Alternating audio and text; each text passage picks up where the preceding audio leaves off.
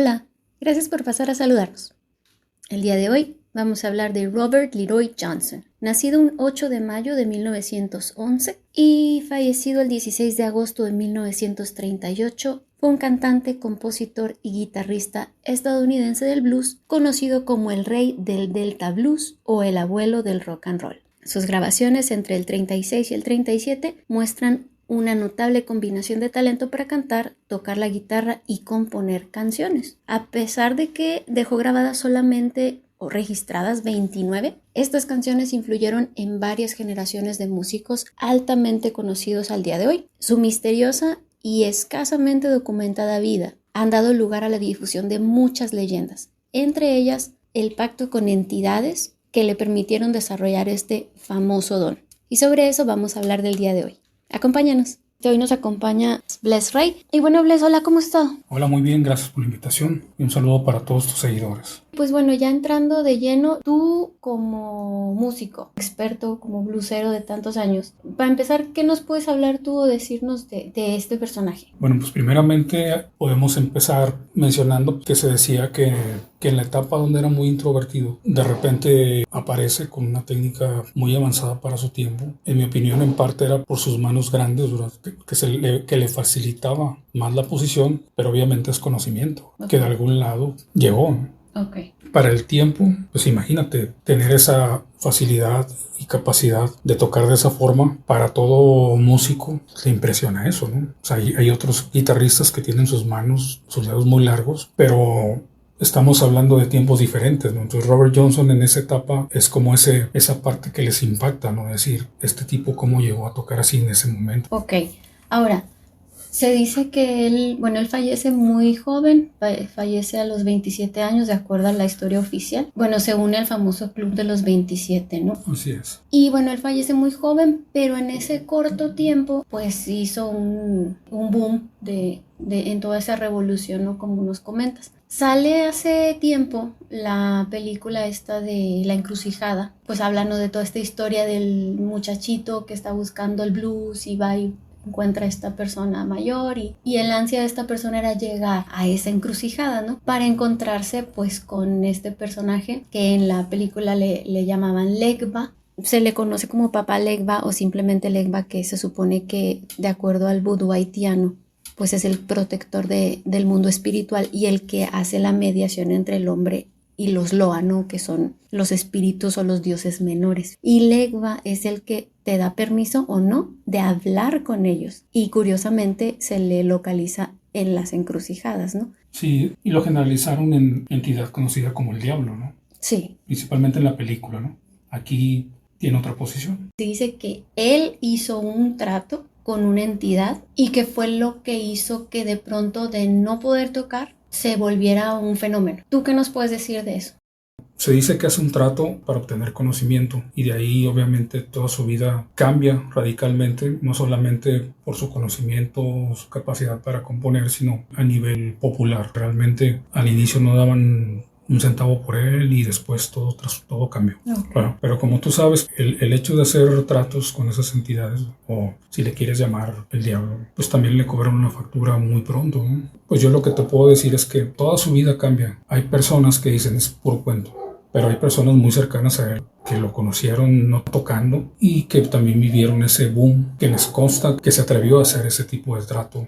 Dicen que el cambio fue como muy rápido, de no traer nada, de no tocar nada, de pronto llegó y era otro totalmente. Pero también dicen que dentro de sus presentaciones había mucho misticismo, o sea, mucho secretismo y esas cosas. Bueno, dentro de lo que podemos nosotros corroborar es que de pronto grababa de cierta forma o hacía las cosas como escondiéndose o algo así. Bueno, había cierta energía alrededor de él. Te digo, hay gente que se pudo haber sugestionado, que todo lo espiritualizaba, pero hay personas que dicen que pasaban ciertas cosas que van para etiquetarlas sobrenaturales, ¿no? Desde su energía, de su comportamiento, no solamente como músico, sino también como persona. De la noche a la mañana había un cambio radical, pero no solamente fue música. Ah, fue en todo, en su persona. Exactamente, ¿no? O sea, hay gente que tiene talento, pero es introvertido. Sí. Entonces, este tipo de repente toma el control y pues como que cuándo y dónde, de dónde, ¿no? Pero después incluso de morir, su leyenda, su legado, todo a pesar de que pues le duró poco el gusto, ¿verdad? Porque grabó poco, ¿no? Muy poco. Son las mismas rolas, refrescadas, con cierta fantasía alrededor, ¿no? Siempre están diciendo algo diferente para mantener ese misticismo y producir ventas, ¿no? Pero realmente no grabó muchas rolas y de hecho como un dato extra para investigar, no como una verdad absoluta, se rodeaba de músicos mexicanos. ¿A poco sí? Hay una historia no oficial. A ver, platícanos. Pues bueno, así breve, hay una persona muy clavada en esos temas que dice y asegura con pruebas que realmente todo esto fue llevado de México a las plantaciones, ¿no? Los mexicanos llevan el corrido, llevan la guitarra de 12 cuerdas, ellos les enseñan el corrido a la gente afro-norteamericana, ¿no? Okay. O sea, aparte de la herencia afro, si tú analizas, tú empiezas a encontrar otros elementos donde ya se empiezan a mezclar muchas cosas, ¿no? Pero que al final de cuentas dices, oye, canta con el mismo lamento, con el mismo sentimiento del blues, pero trae una tarola y trae una flauta, ¿no? Entonces ves toda esa mezcolanza, la persona que afirma eso, dice en tal año pasa esto, pasa lo otro, ¿verdad? La guitarra de 12 cuerdas, pues no fue inventada por una marca muy reconocida. Uh-huh. Simplemente ellos adoptan eso para afirmar que eso había nacido ahí alrededor de todo este contexto del que estamos hablando. Sí. Y para vender, obviamente. Sí, porque al final siempre... Bueno, desde toda la vida ha sido conocido que se hacían campañas hasta la fecha en las que venían por trabajadores del campo, ¿no? Y se los llevaban. Y pues lógicamente aquí hace un tiempo estaba viendo yo que existe un canto que le llaman el canto cardenche, que luego coincide mucho con los cantadores flamencos y ese dolor, y luego con los corridos incluso mexicanos, pues que le cantan ahí a la mujer y fui para el rancho y esto y aquello. Exactamente. Y si lo traduces en el blues, pues es lo mismo, ¿no? De repente estoy esperando a mi amor, ¿no? Aquí sentado con mi guitarra. Y bueno, tiene mucho sentido que se ha hecho toda esa mezcla, ¿no? Lo que dices es importantísimo. Por ejemplo, no hay que dejar a un lado los espirituales, que tienen más en común el canto cardenche, ¿verdad? Uh-huh. Porque es a capela, ¿no? Okay. Hay investigadores muy serios que se chutan toda la información oficial y la no oficial. El conocimiento, las leyendas, las historias se fueron transmitiendo en un tiempo de boca en boca. Sí. Bueno, pues esta persona dice, aquí está esta información y yo he investigado esto. Y ¿sí? Eso está hay un libro donde podemos ver esta historia. No sé si puedas decir quién es el autor para buscarlo. Claro, con todo gusto de eso se trata, ¿no? Claro. El señor se llama Juan Ávila, de la Ciudad de México. Le enviamos unos saludos de buena vibra, ¿no? Pues bueno, ahí está la información. Hay que investigar si tú realmente quieres llegar más allá. Y yo te aseguro que te vas a llevar una sorpresa. Entonces, en base a todo esto, regresando a Robert Johnson, no era una persona que tuviera el talento, o al menos visible, y de pronto de un día para otro cambia. Tú como músico, que dices, tienes toda tu vida estudiando, evolucionando tu instrumento, tocas percusión, tocas armónica, ¿crees que es posible así decir, no sé nada, y se me ocurre hoy y voy y hago un trato con, ¿sabe quién? Ya mañana soy acá, ¿no? Una luminaria. Una estrella. Sí, es posible. Está en la historia. Sin mencionar nombres, lo vemos en la actualidad. En ciertos círculos o en ciertas profundidades hay lugares, de hecho en el país, hay puntos donde se reúnen a hacer lo mismo que hizo Robert Johnson. Claro. Sí, nada más que el favor no es tocar la guitarra, ser famoso o ganar dinero, ¿no? Piden otras cosas. Exactamente. Y bueno, siempre pues cuando se dice que cuando se hacen este tipo de pactos pues hay algo que pagar. Aquí vemos, qué curioso, ¿no? O sea, se vuelve famoso internacionalmente, pero no lo vio. O sea, entre comillas, ¿no? O sea, lo vivió muy poco. Dicen que las entidades de este tipo son canijas, ¿verdad? Dice, te doy, pero siempre son tramposas, ¿no? Exactamente, pues es como las letras chiquitas, ¿no? Es que tú me pediste esto, sí, pero es que, ¿qué onda? Es que eso nunca me lo pediste, ¿no? Claro. ¿Ves? Es parte de la triquiñuela.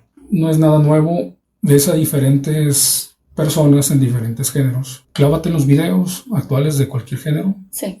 Y te vas a dar cuenta que ahí está. Todo el acto ritual, ¿no? Exactamente, ¿no? Aquí en las rancherías, en los ejidos, también hablaba de gente que tenía pactos, que la veían de cierta forma, después de otra forma. Las famosas brujas, que le se hizo gallina, que se hizo esto. En un árbol, ¿no? Ese tipo de cosas, ¿no? Ahí debajo de ese árbol se aparece. Ah, sí. ¿Verdad? Entonces, si tú vas y te ubicas con la idea de la encrucijada, de repente te vas a dar cuenta que ese árbol está en una encrucijada. Y ahorita la encrucijada en era Clarksdale, donde pasa Sí. esto. Ahorita la encrucijada pues ya está pavimentada Sí. y ya le pusieron ahí como que levantaron ahí un monumentito o algo así, ¿verdad? Y queda justo prácticamente pues ya está en el centro, ¿no?, de la ciudad. Pero mucho tiempo se dice que la gente o los músicos iban a buscar la encrucijada, ¿no? Claro. Me llama la atención porque todavía hasta la fecha, ya han pasado chorro mil años, pero todas las personas que van he visto en las páginas oficiales de ciertos artistas, llegan al pueblo y van y visitan la tumba. Y se dice que se siente esto, y de pronto ves y dices, pues no es una tumba tipo museo o alguna cosa. No, es una tumba, tal cual. Claro. ¿Qué es este fenómeno? ¿A qué tú se lo puedes atribuir tanto en lo comercial como en lo místico?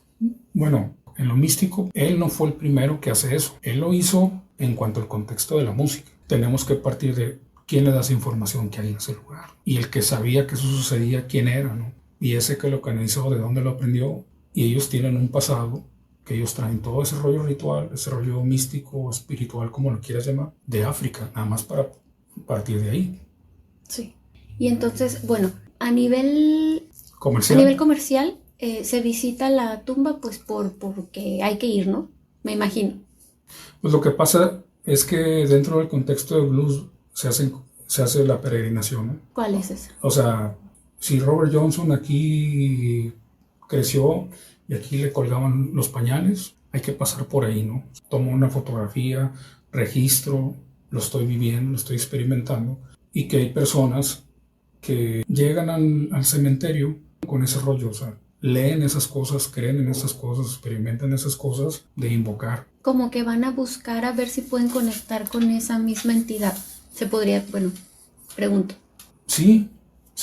Y luego alrededor pues también se genera dinero, ¿no? El pueblo está en una situación en donde hacen campañas, y te lo digo así literal, para rescatar el blues. De alguna u otra manera, que ya estoy tocando el punto comercial, pues ¿qué marca de guitarra traía Robert Johnson? No, pues traía esta, que es famosísima, ¿no?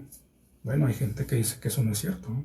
Que él usaba una guitarra mexicana. Entonces empieza a generar dentro de ciertos intereses de decir, esta es la historia, aquí nació, aquí se desarrolló por diferentes intereses, ¿no? Entonces lo comercial te lleva a lo místico y lo místico te conecta con lo comercial porque obviamente estás hablando o estás buscando en esa experiencia de viaje que dices, yo no quiero que me cuente, ¿no? Yo lo quiero experimentar, y que yo le pregunté al señor que cuida el panteón, ¿no? Uh-huh. Y que yo me topé con un señor que dice que él es bisnieto o lo que tú quieras de este señor, y realmente pues no es cierto, ¿no? Se ha llegado a decir que hasta se escucha, ¿no?, en la noche y se aparece y todo esto, ¿no? Sí, ya es parte del... Sí, ya se van sumando muchas cosas, entonces tú sabes que no falta el que me voy a quedar aquí toda la madrugada porque dicen que se parece, o igual voy a llegar tocando a mi casa la guitarra como él, ¿no? Y tú sabes, porque tú has viajado, que llegas a ciertos lugares, ¿verdad? Y te dicen, oh, sí, era mi tío, ¿no? Sí. Ah, no, esto, ¿no? Ah, aquí a la vuelta en un bar a tal hora, ¿verdad? Toca, pues ya viene siendo como la 10ª generación, ¿no? Y si tú vas de visita un fin de semana, no te da tiempo para andar investigando, y la gente alrededor está de acuerdo para decirte lo mismo, ¿no? Claro. Y se hace toda esa experiencia mágica alrededor de un mito en el que si es por un lado o es por otro. O sea, si es por el lado de decir, vamos a conocer, a vivir, que no me cuenten, y la otra parte, ¿no?, que es el otro músico alucín, como dicen ahorita, ¿no?, que va a ver si conecta con Legba, ¿no? Como decimos la vieja guardia, ¿no? Avionados, ¿no? Pero por ambas partes se genera para el pueblo. Exactamente. O sea, raza que se interesa por el lado místico, Robert Johnson, y dice, no. O sea, yo vengo por lo paranormal, ¿no? Bueno, pues se va refrescando esa historia comercial, ¿no? Porque al final de cuentas está en extinción. Para aquellos que les puede impactar lo que estoy diciendo, tú puedes ver en diferentes ciudades de los Estados Unidos, rescatemos al blues, salvemos al blues. Hay como una campaña, ¿verdad? Hay campañas en calles, cuelgan las lonas, rescatemos al blues. Hay asociaciones y están pidiendo ayuda a nivel mundial para seguir con esto y aparte beneficiar a los músicos de blues que que se quedaron en un bar, en una esquina, que eran parte de la cultura de la ciudad, que viajaban nada más en los Estados Unidos, en Norteamérica, que llegaron a una edad o les sucedió algo en asilos o abandonados y pues aligerarles sus últimos días, ¿no? Muy bien. De entrada, chiquitos, pues ya saben, como siempre les decimos, aquí les damos la información introductoria. Es muchísima la información, ustedes pueden encontrarla. Nosotros les vamos a apoyar con algunas ligas que Les nos va a compartir de estos investigadores serios y demás, para que si les interesa el tema, pues puedan seguirlo investigando. Pero Bles, ya por último, me gustaría que nos compartieras, fuera de todo el misticismo, de todo el mito, si fuese leyenda, realidad, de todo esto, ¿por qué fue un parteaguas? O sea, ¿qué lo distinguió? La técnica, que parecía que tenía 11 dedos, ¿no? Por el tamaño de sus manos y que la posición, ¿verdad?, era casi perfecta. Las composiciones, la forma de relacionar las notas. Era un trovador, se acompañaba, hacía una voz con la guitarra, usaba el slide, usaba cierto tipo de afinación. Entonces estaba cantando, estaba acompañándose y tocando otras notas de una forma que todo lo escuchabas armonioso, ¿no? Okay. O en armonía. Y regreso a lo mismo. Para el tiempo, nadie tocaba de esa manera. Para ese tiempo, hacer esto, que viniera una persona que estaba sentado de espalda, ¿no? Ah, sí, porque dicen que cuando tocaba le daba la espalda al público. Pues muchas gracias, Bles, por acompañarnos, por compartirnos un poquito de la historia del blues y de este personaje tan polémico y tan mítico. ¿Algo más que nos quieras dejar este día? Bueno, pues primeramente gracias por la invitación, gracias por tomarme en cuenta. Pues que se suscriban, que se agreguen, ¿verdad? Vale la pena hacer que sea estos espacios. Y bueno, ya por último, pues se comparte la información. La principal intención es para invitar a la investigación. Y bueno, tus redes sociales, ¿dónde te pueden encontrar nuestros chiquitos? En Facebook e Instagram, @blesrey1. En YouTube, @blesrey. TikTok, @laperca con K1. Y pues muchas gracias de nuevo. Al contrario, muchísimas gracias. Y a ustedes, chiquitos, les agradecemos por acompañarnos hasta este punto. Recuerden, si les gustó esta información, denos su like, regálenos su comentario, vayan y sigan a Bles a todas sus redes sociales. Si conocen a alguien que le puede interesar esta información, compártanla. Y de nuevo, gracias por pasar a saludarnos. Esto es Conversaciones Chiquitas, de todo en un ratito.